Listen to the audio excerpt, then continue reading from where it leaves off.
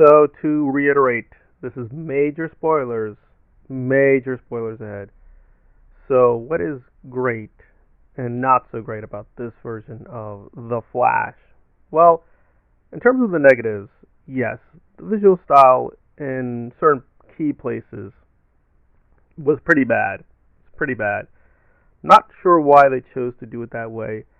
I guess for the final scenes with the various versions of Superman, they just wanted to have that many versions of Superman, so they had to use CGI and I guess archival footage in a certain way. It just didn't work out.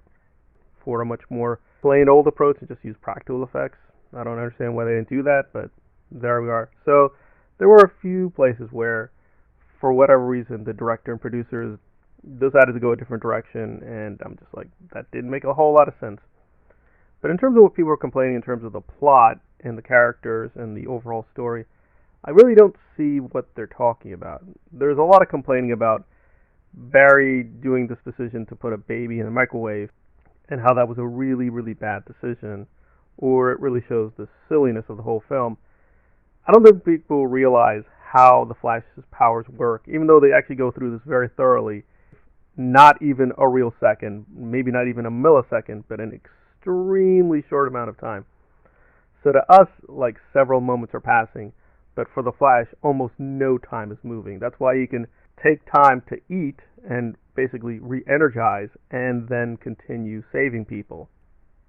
Again, this is all laid out fairly explicitly, but some people are being, stupid and not paying attention. And that's fine. If you're not going to pay attention to the story, you're going to say it's a bad story. But if you did pay attention, and there's even a key scene with Batman where they go through the dynamics of time travel, and the older version of Barry gets it, saying that you can only manipulate things to an extent, but to a certain extent, you're just going to create more problems, so you just can't get out of that.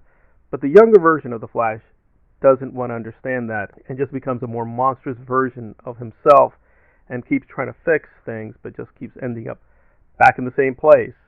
I think the only one key dilemma is basically for lack of a better word, the metaphysical puzzle that the Flash created himself.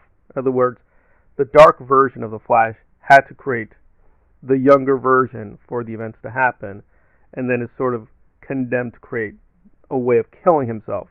That's always a little dodgy when kind of this external event has to set up the plot. In the comic books, Barry needs a little bit of help. He can't just do time travel by himself. He needs a little mechanical assistance, and that's actually very critical to the Flashpoint story. So I wish they weren't advertising this as tied to Flashpoint, because it's really not. It really is moving very far away from Flashpoint. There is some false advertising in terms of how this is connected to Flashpoint. I thought the connections would be stronger, but now seeing the film, the connections are very, very weak.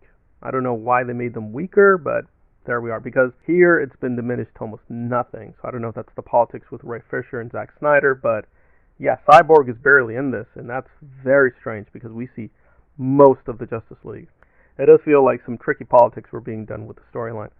But for the story we have, I was pretty well satisfied. The only thing I think I have in terms of major complaints is Batman being reluctant to help. It just felt a little weird. Just normally he would be concerned with helping people with Zod, but here he seemed totally checked out, and that felt a little strange. That's not really explained. I just assume his experiences as Batman just left him exhausted, and he just doesn't want to do it anymore. Because prominently, Alfred is dead. He's not around anymore. So maybe this is a version that he doesn't have Robin. Alfred died early.